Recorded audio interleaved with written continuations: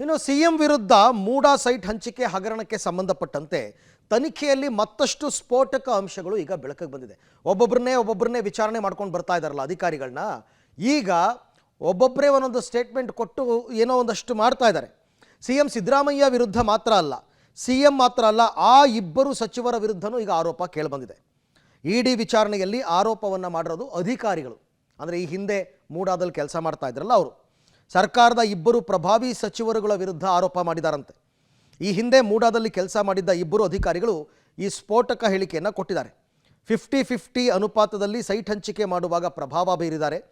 ಇಬ್ಬರು ಪ್ರಮುಖ ಸಚಿವರಿಂದಲೇ ಅಕ್ರಮಕ್ಕೆ ಸಹಕಾರ ನಡೆದಿದೆ ಅಂತ ಹೇಳಿದಾರಂತೆ. ಮೂಡಾ ಮಾಜಿ ಅಧಿಕಾರಿಗಳ ಹೇಳಿಕೆಯನ್ನು ಈಗ ಬೆನ್ನತ್ತಿದ್ದಾರೆ ಇಡಿ. ಕೆಲವು ದಾಖಲೆ ಪರಿಶೀಲನೆ ಮುಂದುವರಿಸಿದ್ದಾರೆ ಇಡಿ ಅಧಿಕಾರಿಗಳು.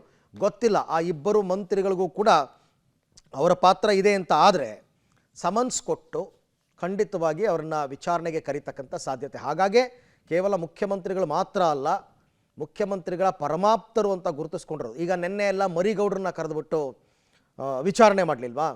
ಆ ಸಂದರ್ಭದಲ್ಲಿ ತಪ್ಪು ನಿಮ್ಮದು ಅಂತಂದಾಗ ಅದಕ್ಕೆ ಅವರು ಉತ್ತರವನ್ನು ಕೊಡಬೇಕಾಗುತ್ತಲ್ಲ. ಇಲ್ಲ ಸರ್, ನಮ್ದಲ್ಲ ತಪ್ಪು, ಇಂಥವರು ಹಿಂಗೆ ಹೇಳಿದ್ರು, ಅದಕ್ಕೆ ನಾವು ಈ ಕೆಲಸ ಮಾಡಿದ್ವು ಅಂತ ಮರಿಗೌಡ್ರನ್ನೆಲ್ಲ ವಿಚಾರಣೆಗೆ ಒಳಪಡಿಸಿದರು. ನಟೇಶ್ ಅವ್ರನ್ನ ವಿಚಾರಣೆಗೆ ಒಳಪಡಿಸಿದರು, ದಿನೇಶ್ ಕುಮಾರ್ ಅವ್ರನ್ನ ವಿಚಾರಣೆಗೆ ಒಳಪಡಿಸಿದರು. ಅವರೆಲ್ಲ ಕೆಲವು ಸ್ಟೇಟ್ಮೆಂಟ್ ಕೊಟ್ಟಿದ್ದಾರೆ. ತಪ್ಪು ನಾವೇ ಮಾಡಿದ್ರೂ ಕೂಡ ಹೇಳಿ ಮಾಡಿಸಿದ್ದಾರೆ ಅಂತನೋ, ಅಥವಾ ಅವರ ಡೈರೆಕ್ಷನ್ಸ್ ಮೇಲೆ ನಾವು ಈ ಕೆಲಸ ಮಾಡಿದ್ವಿ ಅಂತನೋ ಏನೋ ಒಂದಷ್ಟೆಲ್ಲ ವಿಚಾರಗಳಿರುತ್ತೆ. ಈಗ ಇಬ್ಬರು ಮಂತ್ರಿಗಳ ಮೇಲೆ, ಸಚಿವರ ಮೇಲೆ ಆರೋಪ ಕೇಳಿಬಂದಿದೆ. ಹಾಗಾದರೆ ಮುಂದೇನು ಮಾಡ್ತಾರೆ ಇಡಿ ಅಧಿಕಾರಿಗಳು? ಯಾಕೆಂದರೆ ಲೋಕಾಯುಕ್ತದವರ ವಿಚಾರಣಾ ಸ್ಟೈಲೇ ಬೇರೆ, ಇಡಿ ಅಧಿಕಾರಿಗಳ ವಿಚಾರಣಾ ಸ್ಟೈಲೇ ಬೇರೆ. ಇಬ್ಬರೂ ಕೂಡ ತುಂಬ ಡಿಫ್ರೆಂಟಾಗಿ ಯೋಚನೆ ಮಾಡ್ತಾರೆ, ಡಿಫ್ರೆಂಟ್ ಸ್ಟೈಲ್ನಲ್ಲಿ ವಿಚಾರಣೆ ಮಾಡ್ತಾರೆ. ಇಡಿ ಅವ್ರು ಏನಿದ್ರು ಏಕಾಏಕಿ ದಾಳಿ ಮಾಡೋದು, ತುಂಬ ಫೆರೋಷಿಯಸ್ ಆಗಿ ನಡೀತಾರೆ ಅವರ ತನಿಖೆ. ಲೋಕಾಯುಕ್ತದವರು ಕೂಲ್ ಆ್ಯಂಡ್ ಕಾಮ್ ಆಗಿ ಮಾಡ್ತಾರೆ.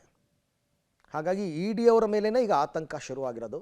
ಅದಕ್ಕೋಸ್ಕರನೇ ಕೇಂದ್ರ ದೆಹಲಿಯ ಕಾನೂನು ತಜ್ಞರ ಜೊತೆ ಸಿದ್ದರಾಮಯ್ಯನವರು ಈಗ ಸಮಾಲೋಚನೆಯನ್ನು ಮಾಡಿದ್ದಾರೆ. ಮುಂದೇನು ಮಾಡಬೇಕು, ಹೇಗೆ ಅಂತ ನೋಡೋಣ.